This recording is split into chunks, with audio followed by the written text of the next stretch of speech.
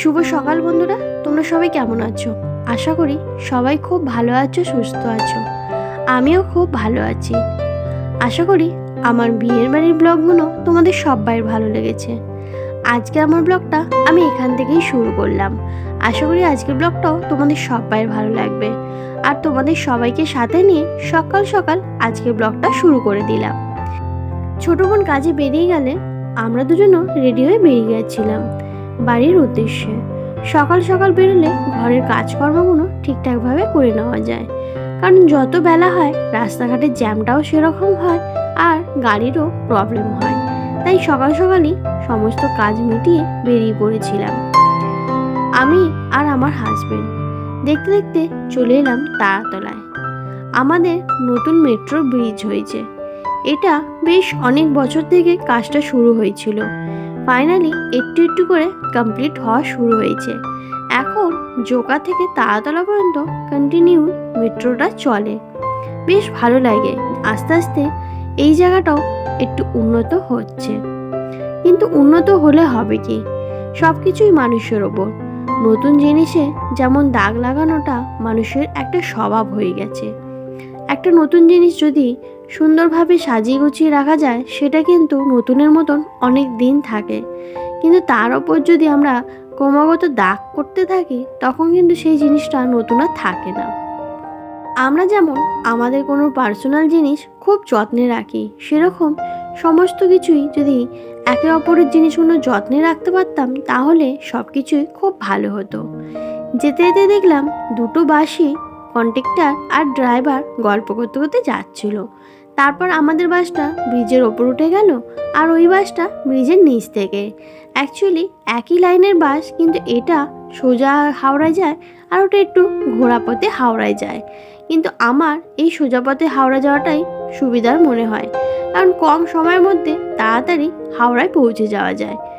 কোনো মানুষকে ছোট করার মতন কোনো রকম কথা বলা আমাদের একদমই উচিত নয়। বলা যায় না সেই কোন কথাটা কখন গিয়ে আমাদের কাছে রিটার্ন আসে। তাই সব সময় মানুষের সঙ্গে, সেটা চেনা হোক বা অচেনা, সব সময় ভালো ব্যবহার আর ভালোভাবে মিশে থাকাটাও দরকার। যখনই আমরা একটু উল্টোপাল্টা কাজ করি, ঠিক রিটার্ন আমরা পেয়েই যাই। মানুষের মধ্যে ভালোবাসা ছড়াতে বেশ অনেকক্ষণ সময় লেগে যায়, কিন্তু হিংসাটা খুব তাড়াতাড়ি ছড়িয়ে যায়। একের থেকে অন্যর আর অন্য থেকে আরও অন্যের মধ্যে হিংসা ছড়াতে বেশিক্ষণ সময় লাগে না। হিংসা, বিদ্বেষ, কোনো রকম নেগেটিভ কিছু ছড়ানোর জন্য বেশি পরিশ্রমের দরকার হয় না। নেগেটিভ জিনিসটা এমনি চারিদিকে ভর্তিই হয়ে আছে, আর অল্প কিছুতেই নেগেটিভটা আরও বেশি ভর্তি হয়ে যায়। আর এটা একের থেকে দুই, দুইয়ের থেকে তিন হতে বেশিক্ষণ সময় লাগে না। কিন্তু ভালো কাজ বা ভালোবাসা দিয়ে কোনো করা কিছু জিনিস, সেটা করতে অনেকটা সময় লাগে। যে কোনো জিনিস ভাঙতে যেমন বেশিক্ষণ সময় লাগে না, গড়তে অনেকটাই সময় লাগে। সর্বদাই মানুষের এই ভালো খারাপের দ্বন্দ্বটা লেগেই থাকে। ভালো কাজ যারা করে তাদের কপালে সবসময় দেখবে দুঃখ লেগে থাকে, কিন্তু দিনের শেষে গিয়ে একটা শান্তি তাদের মধ্যে থাকে। কিন্তু যারা খারাপ কাজ করে বা দুষ্টু বুদ্ধি নিয়ে সবসময় মাথায় থাকে, তাদের কিন্তু সবসময় একটা অশান্তিপ্রিয় জীবন লেগেই থাকে। দেখতে দেখতে চলে এলাম হাওড়া ব্রিজ। তার আগেই বড় বাজার। আর বড় বাজার হাওড়ার মধ্যে যে ডিস্টেন্সটা থাকে, এখানে অনেক ফুলের মার্কেট আছে। আজও দেখলাম বেশ অনেকেই ফুল বিক্রি করছে। প্রায় প্রত্যেক দিনই এরকম ফুল, ফল, নানা রকম সামগ্রী এখানে বিক্রি হয়। আর প্রচুর মানুষের ভিড় এই জায়গাটায় প্রত্যেক দিন, প্রত্যেকটা সময় লেগেই থাকে। আসলে সব থেকে ব্যস্ততম শহর হচ্ছে কলকাতা। কলকাতার হাওড়াই হলো একদম এন্ট্রি পয়েন্ট। তাই এই জায়গাটাও সবসময় প্রচণ্ড পরিমাণে ব্যস্ত থাকে। কেউ না কেউ কোনো না কোনো কাজের মধ্যে থেকেই থাকে। কখনোই এই জায়গাটা ফাঁকা পাওয়া যায় না। দেখতে দেখতে হাওড়া ব্রিজ ধরে হাওড়া স্টেশনের কাছে চলে এলাম।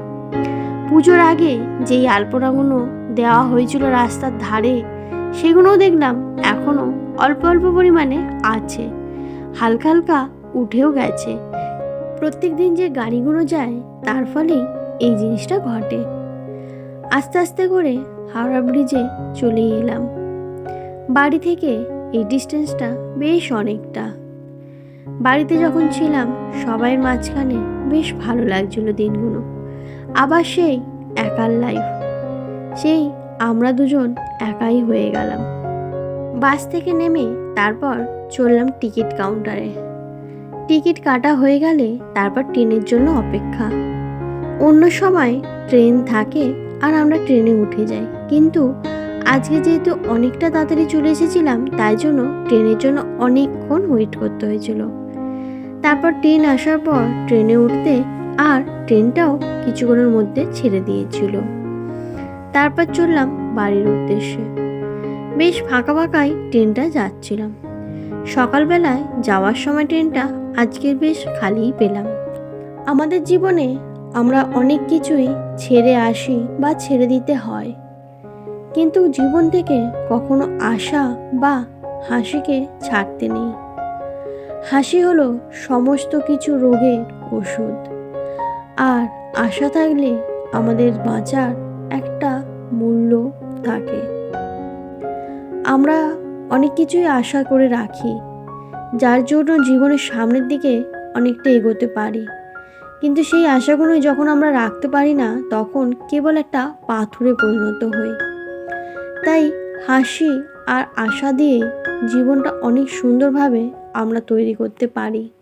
অনেকের মুখে শুনেছি, এমনকি কিছু কিছু সময় ডাক্তাররাও বলে, যত মানুষ হাসি খুশি থাকবে ততই তার নানা রকম চিন্তা ভাবনা বা রোগ জাতীয় জিনিস অনেকটা দূরে থাকবে।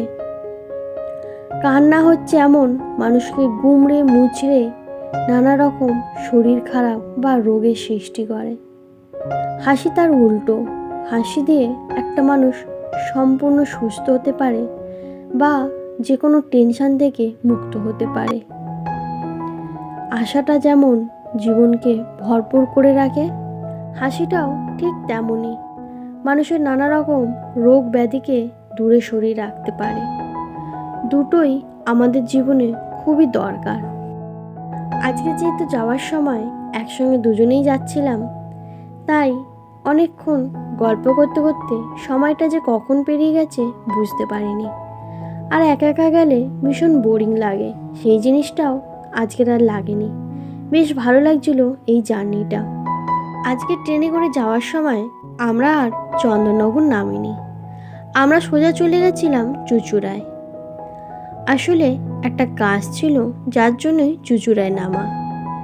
এখান থেকে সেই কাজ ছেড়ে তারপরেই বাড়ির দিকে রওনা দেব। ট্রেনটা প্ল্যাটফর্মে আসতে তারপর আমরা নেমে গেছিলাম ট্রেন থেকে। প্ল্যাটফর্ম দিয়ে যেতে যেতে হঠাৎই খেয়াল এলো একটা জায়গায় ফ্ল্যাগ টাঙানো। বেশ ভালো লাগলো, জায়গাটা শান্ত শিষ্ট। তারপর আমার হাজব্যান্ডের যে কাজটা ছিল তার জন্য আমরা টোটোয় উঠে পড়েছিলাম। টোটোয় করে যাওয়ার সময় বেশ ভালো লাগছিল, একটা অন্য রাস্তা দিয়ে যাচ্ছি বলে। আর এখানে দেখলাম ট্রেন রাস্তার নিচ থেকেই রাস্তাটা যাচ্ছে। আমি কোনোদিন এরম রাস্তা দেখিনি, ভালো লাগছিল বেশ। ট্রেনের নিচ থেকে আমরা যাওয়া আসা করছি। এরপর আমার হাজব্যান্ডের কাজটা হয়ে গেলে তারপর আমরা এখান থেকে আবার বাড়ির দিকে রওনা দিয়ে দিয়েছিলাম। ওই টোটো থেকে নেমে তারপর আমরা আমাদের বাড়ি যাওয়ার টোটোটা ধরে নিয়েছিলাম আর আস্তে আস্তে বাড়ির দিকে রওনাও দিয়েছিলাম। এরপর ঘরে গিয়ে রান্না বান্না খাওয়া দাওয়া সমস্ত কিছুই পড়ে আছে। তাই বন্ধুরা, আজকে আমার ব্লগটা আমি এখানেই শেষ করছি। আশা করি আজ এই ব্লগটা তোমাদের সবার ভালো লাগবে। আর ব্লগটা ভালো লাগলে প্লিজ আমার চ্যানেলটা লাইক কমেন্ট সাবস্ক্রাইব করে আমার পাশে থেকো। আগামীকাল অন্য কোনো ব্লগে অন্য কোনোভাবে তোমাদের সঙ্গে খুব তাড়াতাড়ি দেখা হচ্ছে। ততক্ষণ আমার চ্যানেল আর আমার পাশে তোমরা এইভাবেই থেকো।